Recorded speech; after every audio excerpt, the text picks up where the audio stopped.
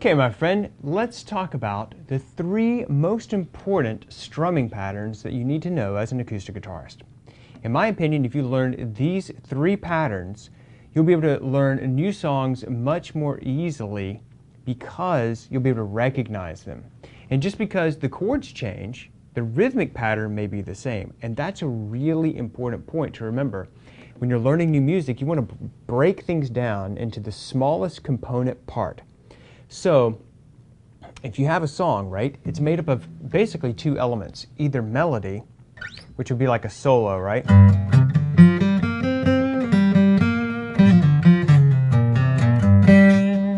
And then harmony, which would basically be the chords. Okay, and then really the third part is rhythm.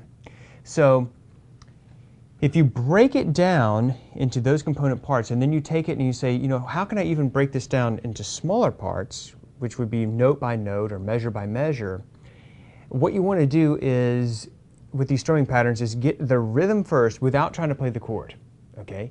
Then you're going to learn the chord, then you're going to put the 2 together. But where people get all, tangled up is where they try to actually just jump in and start playing the chords and the rhythm.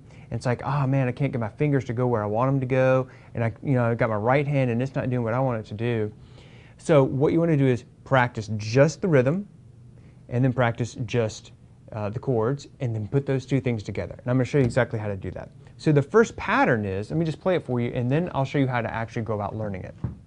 Okay.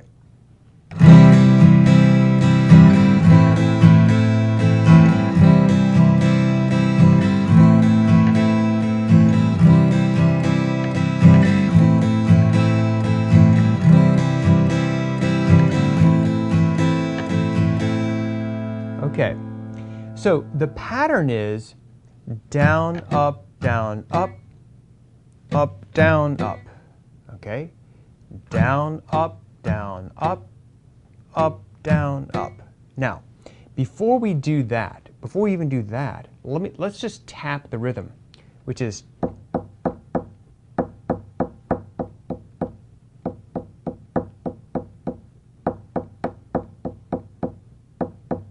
now, obviously tapping it is going to be a lot easier than trying to strum it, right? Which will be a lot easier than trying to strum it and play the chords. See how I'm breaking them down into small parts? So that's a really good tip for you. If you can just break it down and just tap it like da da da da ba ba ba be da bum ba bum bum ba. I once had a teacher tell me that if you can't tap it, you can't play it. Okay, so or you can clap it like. Okay, so that's the rhythm. Ya da da da da da da. So now what I'm going to do is I'm going to not try to fret the chord. Do not try to fret the chord, and I'm just going to play the rhythm. Now let me break it down even much more slowly for you. It's down, up, down, up, down, up. Okay, and then the pattern starts over. Down, up, down, up, down, up. Now another tip is I'm not trying to play every single string on both downstrokes and upstrokes. On the downstrokes, I'm just getting these bottom notes, maybe the bottom 3 strings. And by bottom, I'm talking about bottom as in pitch, lower, right? The bottom strings are really these strings. People get this mixed up all the time, but the bottom strings are really E, okay, let's just number them. Your 6th, 5th, and 4th strings. And then the top strings are your 1st, 2nd, and 3rd, okay? Bottom and top, meaning if you looked at the piano keyboard, to the left would be the lower notes, to the right would be the higher notes. Okay, the bottom notes, in other words, the lower notes, are really these strings, and the top notes are the higher ones. Okay, so what I'm doing on the pattern is, on the downstroke, I'm just grabbing the bottom strings, and then on the upstrokes, I'm just grabbing the top strings. So that's how I'm going down, up, down, up, down, up, down, up, down, up, down, up, okay? And see how I'm leaving a space between the measures right now, because all I'm trying to do is get the chord change. Down, up, down, down, up, okay? Now I think about it, and I'm like, okay, where do I go next? Okay, all I gotta do is move that ring finger over here, boom. Okay, and by the way, those notes that don't change are called pivot notes. Pivot notes, okay? And then on this one, I'm gonna go down, up, up, down, up. Okay, now where do I go? Oh yeah, these are pivot notes. They don't move, and so I take this finger and I go back here. Okay.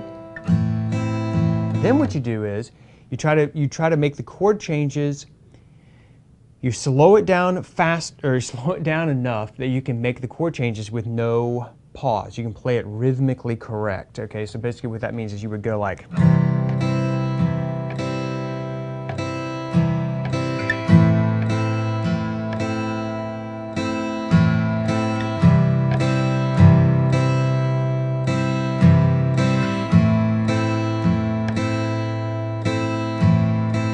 Okay, then once you can do that, you just speed up the tempo.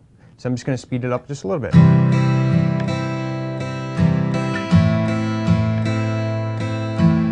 Okay, with me? So you see how we took that simple chord pattern, the C to the A minor, then we broke it down just to tapping, then we did it just strumming with no chord, then we added the chords, then we did it very, very slowly,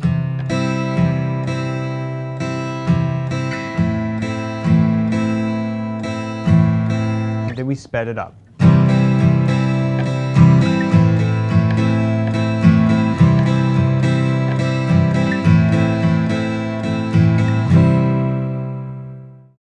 Okay, on the fifth part of the mini course of acoustic, for this acoustic mini course, what I'm going to show you are basically two different chords, a minor seventh and then a sus chord. And I'm going to show you how to play them. I'm going to show you 4 total different chords. Okay, but 2 of them are going to be minor sevenths, 2 of them are going to be sus chords. Okay, these are really cool chords, and they're really not that hard to play.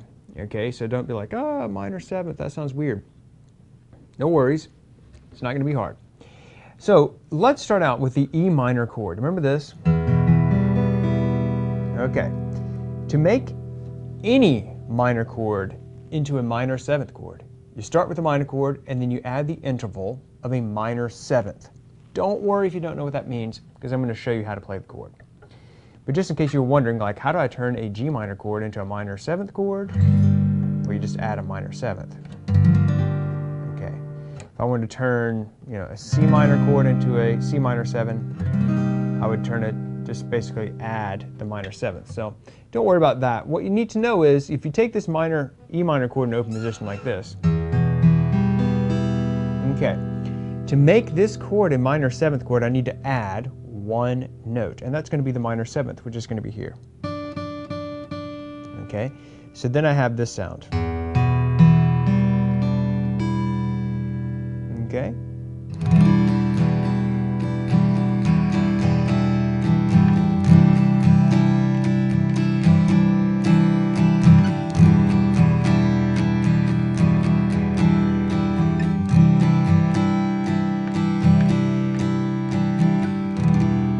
Doesn't that sound cool?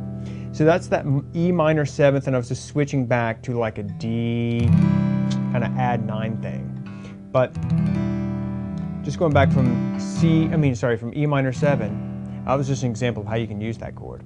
Now the other cool chord is this A minor seventh. All right, so what we're going to do is start with our A minor chord. Okay, now to make this chord a minor seventh, all you need to do is lift up this finger, and I've got that sound. Okay, and that's going to sound great going over to a C chord as well. Check it out.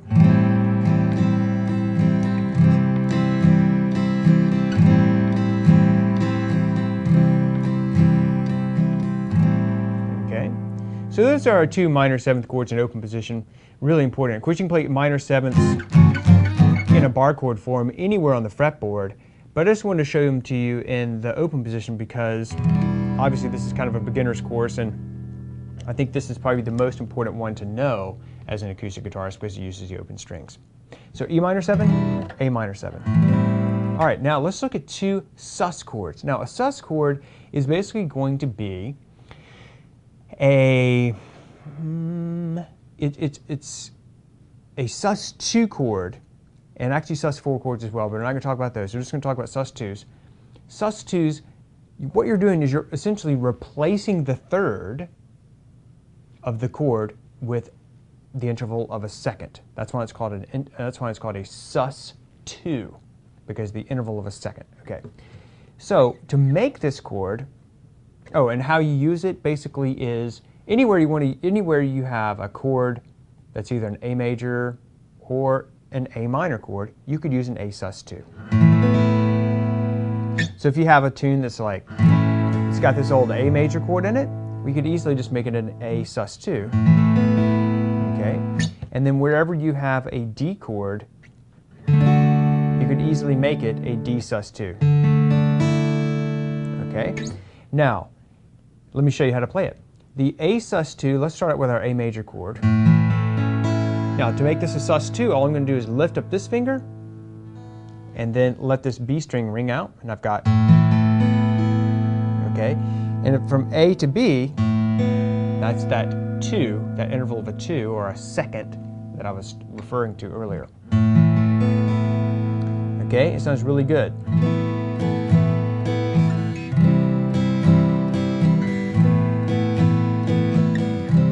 See, I'm going from A sus2 to C.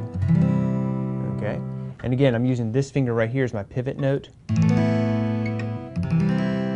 Okay, so that's the A sus2 chord. Sounds really good. Anywhere you have an A minor chord or an A major chord, you can use A sus2. Now, finally, we have this D major chord, right? And to make it a sus chord, or a sus2, all we do is drop out this note, raise this finger up, and we have E instead of F sharp, so it's going to sound like, okay?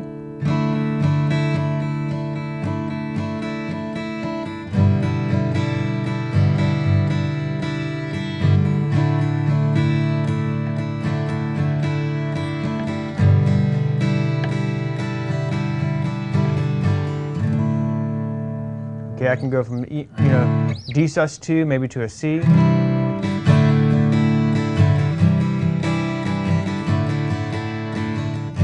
Or maybe a D sus2 to an A chord. Or even an A sus2. How about D sus2 to A sus2?